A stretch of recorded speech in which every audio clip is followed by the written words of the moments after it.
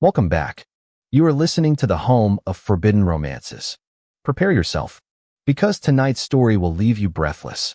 The tip of the obsidian blade did not tremble as it hovered an inch from my pupil, but the hand holding it, gauntlet in black steel and smelling of rain and old blood, belonged to a ghost I had spent 5 years praying would stay dead. "Give him to me," the intruder commanded, his voice a low timbre that vibrated through the floorboards of the rotting cabin, shattering the illusion of safety I had woven out of snow and silence. Thunder cracked overhead, illuminating the silhouette of the man standing in my doorway, broad shoulders that blocked out the storm, a cape heavy with water, and eyes that glowed like molten gold in the darkness. It was Kalen Dragos Valerius, the blood sovereign, the tyrant who had razed 3 kingdoms to the ground. And behind me, clinging to the hem of my coarse tunic, was the 5-year-old boy whose silver hair marked him as the only thing in this world Kalen could claim as his own. I didn't reach for a weapon. Against Kalen, a weapon was a joke. Instead, I stepped back, shielding the child with my body, and met the Emperor's gaze with the desperation of a cornered animal. "You will have to kill me first," I whispered, the words tasting like ash. Kalen tilted his head, the ghost of a cruel smile touching his lips. "Lysander," he murmured, stepping into the light, "don't tempt me." The rain battered the thatched roof, a rhythmic drumming that usually lulled the forest to sleep, but tonight it sounded like a war drum. The air in the small, one-room cabin grew heavy, suffocating under the weight of the Emperor's aura. It was a physical pressure, a distinct magical signature known as intent, and it tasted of iron and ozone. I could feel Rin shaking against my leg. The boy was 5, small for his age, and mute since the day I found him abandoned in a basket by the frozen riverbanks. I had named him Ruan, Lotus, because he had bloomed in the mud and the frost. I had raised him on goat's milk and wild berries, taught him to read by scratching letters into the dirt, and told him stories of a world where emperors were kind and soldiers were just tin toys. I had lied to him. "He doesn't know you," I said, my voice gaining a fraction more strength. I spread my arms slightly, maximizing the barrier between the tyrant and the child. To him, "You are just a monster breaking down his door." Kalen sheathed his sword. The sound of the metal sliding home was sharp, a punctuation mark in the tension. He pulled off his wet gauntlets, tossing them onto my wooden table with a disregard that screamed of arrogance. "And whose fault is that, Lysander? Who stole the imperial heir from the cradle and dragged him into this squalor?" "Stole?" I let out a harsh, incredulous laugh. "I found him half frozen in the reeds of the gray river. He was wrapped in a cloth bearing the crest of the discarded. Someone in your palace threw him away like garbage because he was born mute. I didn't steal a prince, Kalen. I saved a dying child." Kalen froze. For a second, the mask of the cold, unfeeling tyrant slipped. His golden eyes widened, the pupils contracting. He looked from me to the boy peeking out from behind my hip. The resemblance was undeniable. The same silver hair, the same sharp jawline in the making, the same nose. But Ren's eyes were green, like mine. Not by blood, but by the soul we shared. "Mute," Kalen repeated, the word heavy. "He hasn't spoken a word in 5 years," I confirmed. "But he listens. And right now, he hears a man who smells like death." Kalen took a step forward. Ren whimpered, a high, thin sound that tore through my heart. I dropped to my knees, wrapping my arms around the boy, burying his face in my neck. I glared up at the Emperor. "Get out. You are coming with me." Kalen's voice brooked no argument. It wasn't a request, it was an imperial decree. "Both of you. The carriage is waiting. I would rather rot here." "Then you will rot in chains," Kalen said, his tone flat. He signaled to the door. 2 members of the Shadow Guard, elite soldiers who moved like smoke, materialized from the storm. "Take them. If the boy cries, you lose a hand. If Lysander struggles, sedate him." The journey back to the capital, Oakhaven, took 3 days. 3 days of confined silence inside a carriage upholstered in velvet, so dark it looked like a void. Ren slept fitfully on my lap, clutching my tunic so tightly his knuckles turned white. Kalen sat opposite us, reading documents, drinking wine, and occasionally watching me with an expression I couldn't decipher. I was once Lysander of House Vane, a strategist for the royal army. I had known Kalen when he was just a neglected prince, fighting for scraps. We had been something. Friends? Rivals? Lovers in the quiet spaces between battles? It was ambiguous, a flame that burned hot and fast until politics doused it. When he ascended the throne through a river of blood, I fled, sickened by the brutality. I hadn't known about the child then. You're staring, Kalen said without looking up from his parchment. I'm plotting your murder, I replied dryly. The corner of his lip twitched. Nostalgic. You always were ambitious. He set the paper down and leaned forward, the velvet of his coat rustling. Why didn't you return him? When you saw the mark, you knew he was mine. I knew he was yours, I admitted, stroking Ren's hair. That's exactly why I didn't return him. I thought you ordered it. The disposal. Kalen's face darkened, a thunderstorm passing behind his eyes. I tore the inner palace apart looking for him. I executed 3 wet nurses and 2 concubines. I thought my enemies had taken him to leverage against me. I never imagined he was in a shack in the woods, being raised by a runaway strategist. He was safer in the shack, I retorted. Your palace is a viper's nest. It is, Kalen agreed softly. That is why I need you back. The carriage jolted as we hit the cobblestones of the capital. I looked out the window. The obsidian palace loomed over the city, a sprawling fortress of black stone and gold spires. It looked less like a home and more like a mausoleum for the living. I'm not your strategist anymore, Kalen. And I am certainly not your whore. Kalen reached across the gap. His hand, calloused and warm, cupped my chin, forcing me to look at him. No, he whispered, his thumb brushing my lower lip. You are the only person in this empire who doesn't fear me. And now, you are the father of my son. You are not a strategist or a whore, Lysander. You are a hostage. But make no mistake, the cage will be gilded. Life in the Obsidian Palace was a study in suffocation. They gave us the West Wing, the Sapphire Pavilion. It was beautiful, overlooking the imperial gardens where white peacocks roamed. But there were guards at every door, and food tasters checked every meal. Ren was terrified. The opulence overwhelmed him. He refused to sleep in the massive silk bed prepared for him, insisting on curling up on the floor at the foot of my bed, like a guard dog. Kalen visited every evening. He tried to bond with the boy.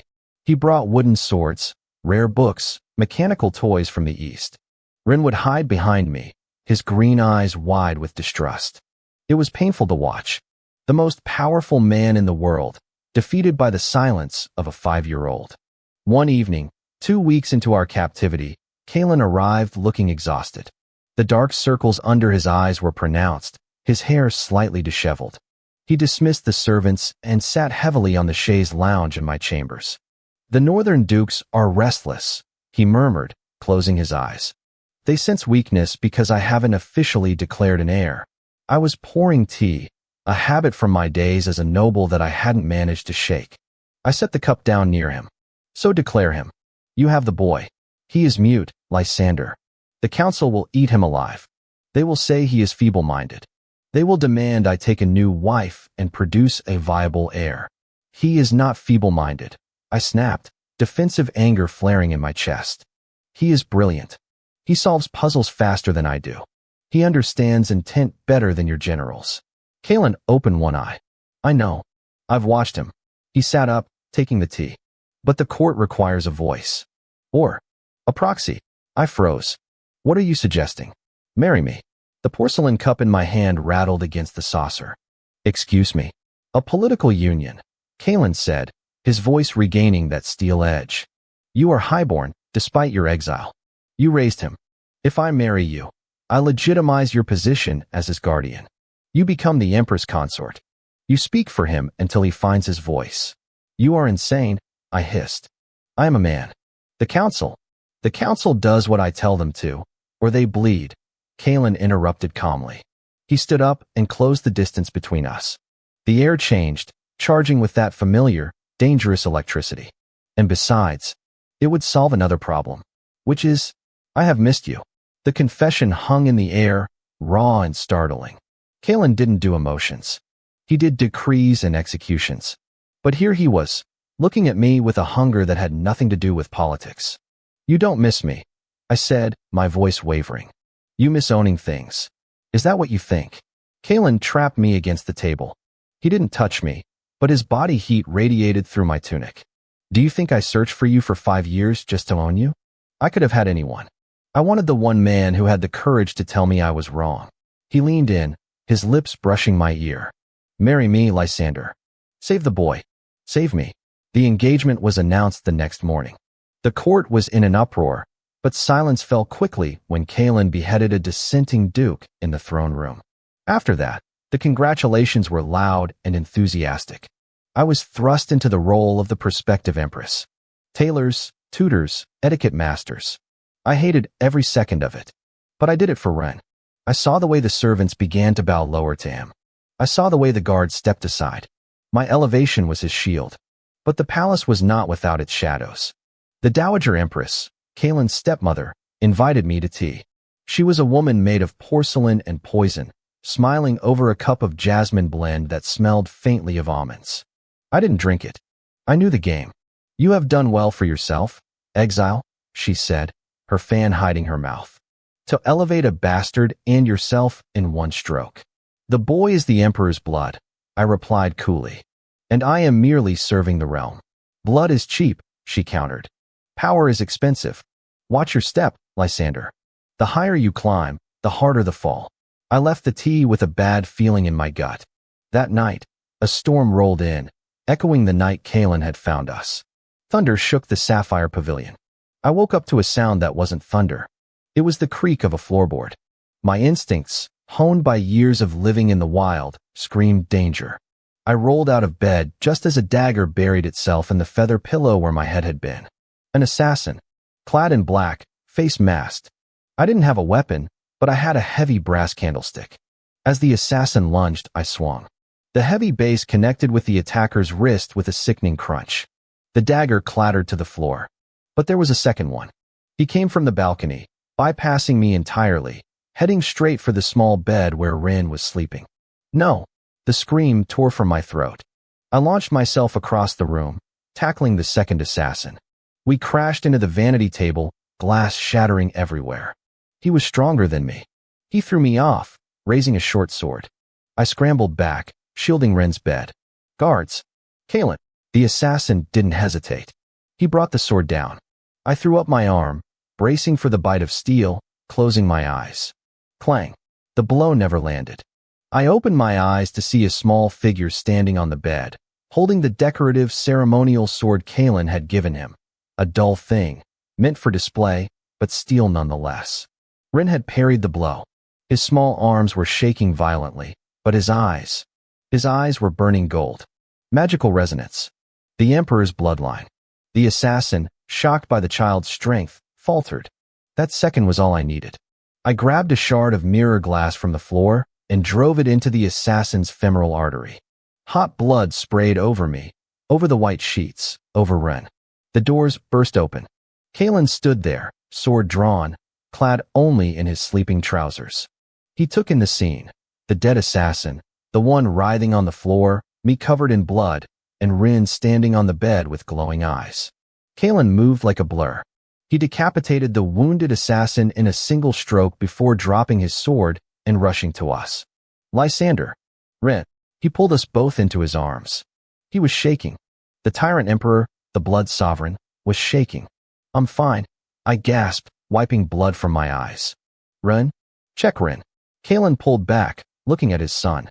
The golden glow in Rin's eyes faded, leaving them green again.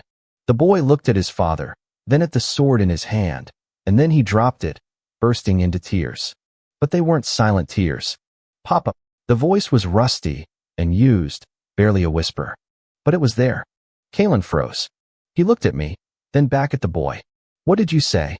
Rin reached out, his small bloody hand grasping Kalen's face. Papa. Scared, Kalen let out a sound that was half sob, half laugh. He crushed the boy to his chest, burying his face in the small shoulder. I know. I've got you. I'm here. I watched them, my heart hammering against my ribs. The adrenaline was fading, leaving pain in its wake. I slumped against the bed frame. Kalen looked up at me over Ren's head. His eyes were fierce, possessive, and devastatingly tender. Who did this? The Dowager, I whispered. She warned me. She dies tonight, Kalen said. It wasn't a threat. It was a fact. But first, he reached out an arm, pulling me into the embrace. We sat there on the blood-soaked floor, a strange, broken tableau of a family forged in violence. Thank you. You saved him. He saved me. I corrected, looking at Run. He has your fire. And your heart, Kalen added. He leaned in, kissing the blood off my cheek, then my lips. It was a kiss of promise, of seal. I will burn the world for you, Lysander. No one touches what is mine. The purge that followed was legendary. The Dowager Empress succumbed to a sudden illness. Her faction was dismantled within a week. The wedding was held a month later. I stood on the balcony of the Sapphire Pavilion, adjusting the heavy imperial heavy brocade of my wedding robes. The ceremony was in an hour. The door opened, and Kalen entered. He looked regal, terrifying, and breathtaking. He dismissed the attendants with a wave of his hand. You look. He paused, searching for the word. Like destiny. I look like a decorated peacock. I grumbled, though I leaned into his touch as he came up behind me, wrapping his arms around my waist. Ren is excited, Kalen murmured into my neck. He's been practicing the ring presentation all morning. He talks nonstop now. I have you to blame for that headache. He has a lot to say after 5 years. I turned in his arms, resting my hands on his chest. Are you sure about this, Kalen? Once we walk out there is no going back. I will be your equal.